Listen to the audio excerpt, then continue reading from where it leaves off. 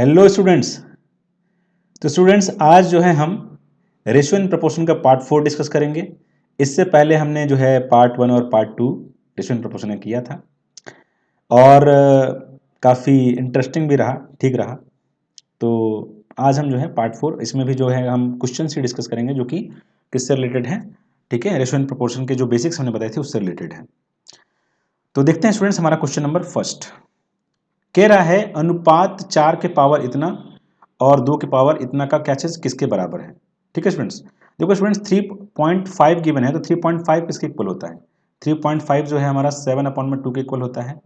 और ठीक है, तो यहाँ पे अगर मैं देखूँ तो 4 के पावर में क्या लिख सकता हूँ, 7/2 लिख सकता हूँ। और 4 के पावर अगर 2 है स्टूडेंट्स, यानी कितना 4 के पावर अगर 7/2 है तो कितना होगा ये देखो 4 के पावर ठीक है 7 और अपॉन में क्या हो जाएगा 2 हो जाएगा। और आपको पता है स्टूडेंट्स कि ये रूट होता है एक तरह से, यानी कि रूट में क्या हो जाएगा 4 के पावर 7, यानी कि 4 कितने टाइम्स आएगा, ठीक है 7 टाइम्स आएगा। और 4 जो होता है 4 का स्क्वायर रूट 2 होता है, मतलब ठीक है ना, यहाँ पे स्क्वायर रूट का अगर करेंगे 4 का तो 2 होता है, यानी कि 2 कितने बार आएगा 7 टाइम्स। ठीक है ना स्टूडेंट। अब आगे अगर देखेंगे तो यहाँ पे देखो हमको इसका रेशियो निकालना था 4 टू द पावर 3.7 और 2 की पावर 5। तो यहाँ आ जाएगा 2 की पावर 7 और यहाँ आ जाएगा 2 की पावर 5। अब देखो स्टूडेंट्स यहाँ पे 2 के पावर जो अगर 7 जाएगा इसमें से तो यहाँ पे 2 बचेगा, यानी कि 2 के पावर 2 आ जाएगा और यहाँ पे ठीक है 1 आ जाएगा, क्योंकि ये तो पूरा चला गया, यहाँ पे पावर जाएगा क्योंकि 7 ये देखा जाए तो 2 कितने बार मल्टीप्लाई में होगा 7 टाइम्स, यहाँ कितने बार है 5 टाइम्स, तो 5 टाइम्स कट जाएगा 2 टाइम्स बच जाएगा जो कि 2 के पावर 2 आएगा, यानी कितना हो जाएगा यहाँ पे 4:1, यही हमारा आंसर हो जाएगा। आगे बात करते हैं।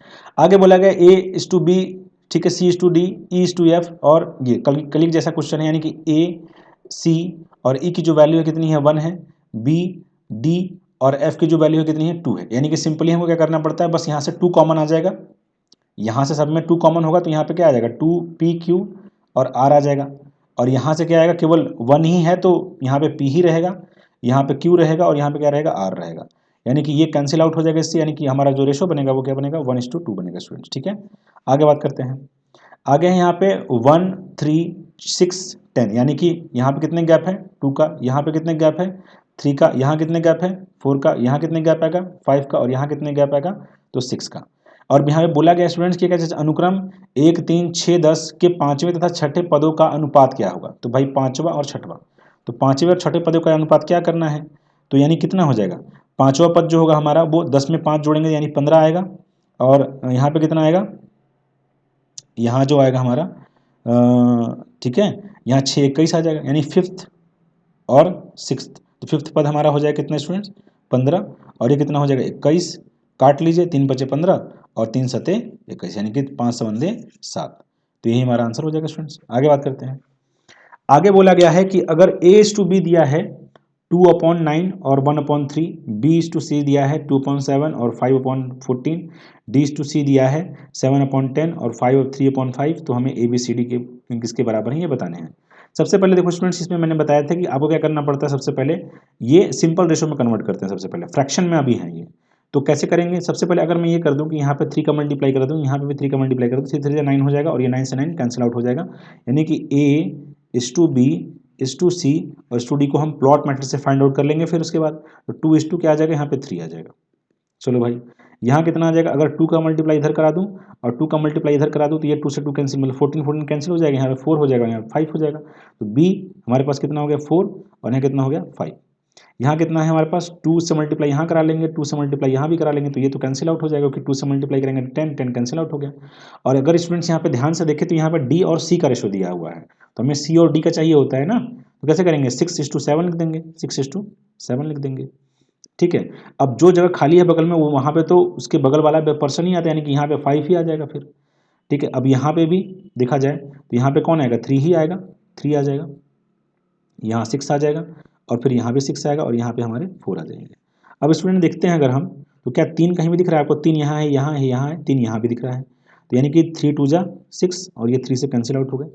ठीक है, अब तो किसी से कटेंगे नहीं स्टूडेंट्स, यानी कितना हो जाएगा, तो 2 2 जा 4 2 जा सॉरी 2 2 जा 4 और 4 4 जा कितना हो जाएगा 16, यानी 16, 6 4 को 24 और 5 का 30 और कितना हो जाएगा 7 5 35, यानी कि ये हमारा आंसर हो जाएगा। देखो 16 24 30 25 यानी 30 35, यानी कि यही हमारा आंसर है। आगे बात करते हैं। आगे बोला गया कि अगर हमारे पास वाई जेड जेड एक्स और एक्स वाई के रेशो गिवन है 1:3 2:3, तो हमें ये फाइंड आउट करना है जहाँ पे एक्स वाई जेड जो है 0 के इक्वल नहीं है। ठीक है, तो अगर हमें गिवन है कि X upon Y Z divided by Y upon में जेड एक्स, तो हम कैसे करेंगे, एक्स अपॉन में वाई जेड और इसको क्रॉस मल्टीप्लाई। देखो पहले क्या है कि अगर ये डिवीजन में है तो ये मल्टीप्लिकेशन में चेंज होता है और इसका उल्टा हो जाता है, यानी कि जेड एक्स अपॉन में क्या हो जाएगा, वाई हो जाएगा। तो क्या हो जाएगा, जेड से जेड देखो कट जाएगा स्टूडेंट्स, और यहाँ पे क्या आएगा, एक्स स्क्वायर अपॉन में वाई स्क्वायर। अब यहाँ से अगर हम स्टूडेंट्स केवल इन दोनों को उठाते हैं, देखिए तो जेड से जेड इसमें कैंसिल आउट हो जाएगा, अगर इन दोनों को केवल लेंगे, इन दोनों को केवल अगर देखते हैं तो, ठीक है। और यहाँ पे क्या आएगा, वाई और एक्स आएगा नीचे, और इन दोनों का रेशो कितना है, तो इन दोनों का रेशो जो है वो 1/2 आ जाएगा, यानी कि एक्स अपॉन में वाई कितना आएगा स्टूडेंट्स हमारे, तो 2/1 आएगा। अब जब 2/1 आएगा तो कितना है, ये लगभग ये एक्स अपॉन में वाई का क्या है, होल स्क्वायर है, यानी कि 2 का होल स्क्वायर कितना होता है, 4, यानी कि 4/1 आ जाएगा। और 4/1 इसका मतलब क्या होता है, 4 होता है, यानी कि आंसर क्या आएगा हमारा, 4 आएगा। आगे बात करते हैं स्टूडेंट्स।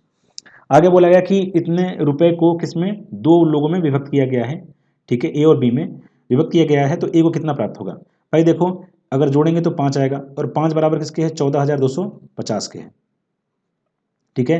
तो एक बराबर किसके हो जाएगा, 5 दूनी 10, ठीक है, और बचेगा कितना हमारे पास, 4 बचेगा, 5 40, फिर कितना बचेगा 2, यानी 50 25 इतना हो जाएगा। हमें किसका निकालना है, ए को कितना प्राप्त हुआ, ए को 3 प्राप्त हुआ है, तो 3 बराबर कितना हो जाएगा, क्योंकि एक बराबर जब इतना है तो 3 बराबर, तो 3 गुणे में 2850 हो जाएगा। अब आप मल्टीप्लाई करा लीजिए, 3 5 से 15 बचेगा एक, 3 8 24 और एक 25 हो जाएगा, और 3 दूना 6 और 2 8 हो जाएगा, यानी कि 85 50। ठीक है ना स्टूडेंट्स, आगे बात करते हैं।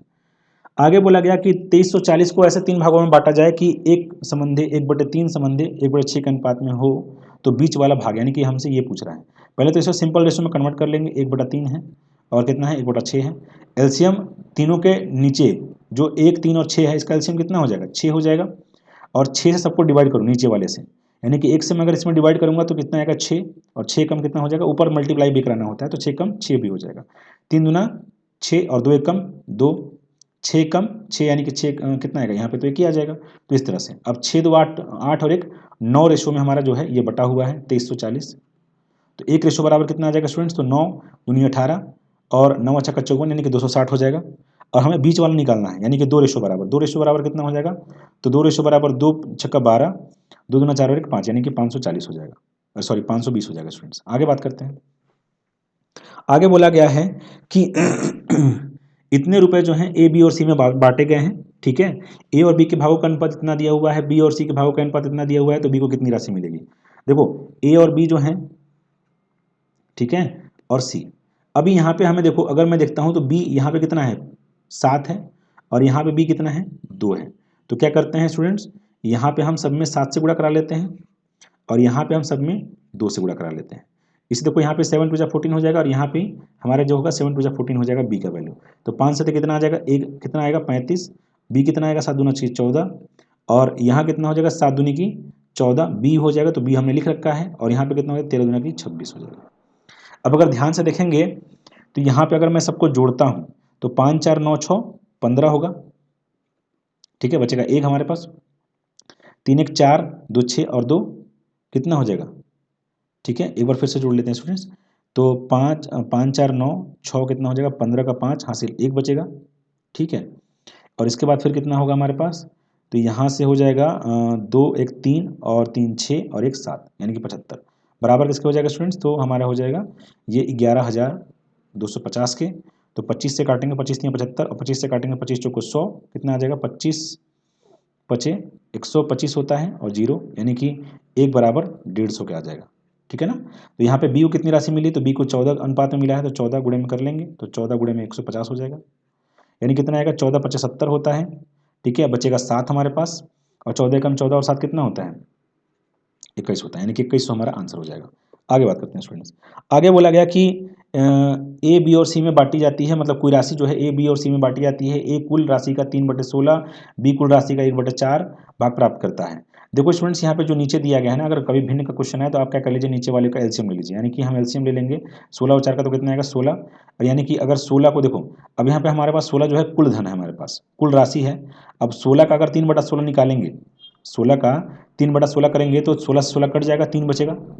और 16 का अगर 1/4 निकालेंगे तो कितना हो जाएगा, 4 चौका 16, यानी कि कितना आएगा, 4 आएगा। भाई 16 का 1/4 निकालोगे तो 4 से कट जाएगा ना, 4 चौका 16, यानी कि 4 ही तो आएगा। और 16 कितना निकालोगे, अगर आप 3/16 निकालोगे तो 16 से 16 कट जाएगा, 3 आएगा। और यहाँ पे जो बच गया वो तीसरे वाले, यानी कि ये तो ए को मिला, ये बी को मिला और ये सी को मिलेगा। सी को कितना मिलेगा, तो 4 3 7 और 9 7 16 होते हैं, यानी कि 9 मिलेगा। अब इसके बराबर सी को कितना प्राप्त हुआ है, 252 रुपये प्राप्त हुए। तो सी को कितना प्राप्त हुआ, ठीक है 252, यानी कि जो कि 9 के बराबर है 252। तो 9 बराबर कितना हो जाएगा, 252, यानी कि 9 एक कम 9, और 9 से काटेंगे तो 9 दूना 18, और यहाँ 9 8 72, यानी कि 28। तो हमें बोल रहा है कि बी को कितना प्राप्त होगा, बी को यानी कि बी को 4 प्राप्त होगा। तो 4 यानी कि 28 गुणे में 4, 4 8 32, बचेगा 2, सॉरी 3 बचेगा, और 4 दूना 8 3 11, यानी कि 112 रुपये बी को प्राप्त होंगे। आगे बात करते हैं स्टूडेंट्स, 9000 की राशि जो है स्टूडेंट्स, वो जो है ए बी और सी में मतलब 4/5 के अनुपात 5, 4/5 संबंधे 6 के अनुपात में बांटना है। ए और सी के भागों का अंतर क्या होगा, ठीक है ना स्टूडेंट्स, ए और सी के भागों का अंतर, ए और सी के भागों का अंतर 5 4 9 6 15, यानी 15 बराबर कितना हो जाएगा, 9000, ठीक है। तो यानी 15 छः कितना हो जाएगा स्टूडेंट्स, तो 15 छक्का हो जाएगा 90, यानी कि 600। तो ए और सी के भागों का अंतर, ए और सी के भागों का अंतर कितना है, 2।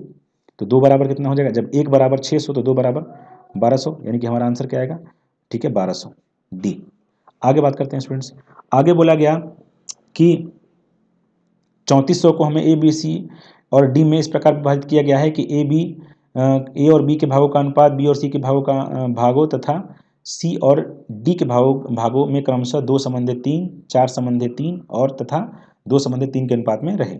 तो बी और डी के भागों का योग क्या है, ठीक है ना स्टूडेंट। यानी कि यहाँ पे ए बी इस प्रकार विभाजित किया गया है कि ए और बी के भागों, बी और सी के भागों और सी और डी के भागों में क्रमशः इतना इतना अनुपात रहे, ठीक है। तो भाई मेरे, ठीक है, ए बी, ठीक है, बी सी और सी डी, ठीक है, ऐसे ही है हमारे पास। तो ए बी हमें गिवन है 2 3, और फिर ये गिवन है 4 3, और ये गिवन है 2 3, ठीक है ना, ए बी बी सी और सी डी, ठीक है। अब यहाँ पे क्या आएगा, 3 आएगा, यहाँ पे भी क्या आएगा, 3 आएगा, यहाँ पे भी क्या आएगा, 3 आएगा, और यहाँ पे क्या आएगा, तो 2 आएगा, यहाँ पे क्या आएगा, तो 2 आएगा, यहाँ पे क्या आएगा, तो 4 आएगा। अब यहाँ पे हो जाएगा 27, क्योंकि कटेगा तो शायद नहीं है, क्योंकि देख लो यहाँ पे 2 है, यहाँ पे 2 है, यहाँ पे भी है, लेकिन यहाँ पे कहीं पे 2 नहीं है, ठीक है।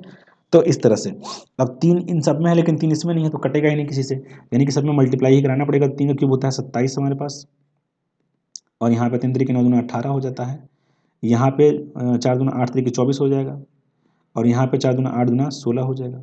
अब सबको जोड़ेंगे स्टूडेंट, तो यहाँ पे 8 7 15, 15 4 कितना होता है 19, 19 6 कितना होता है 25, ठीक है।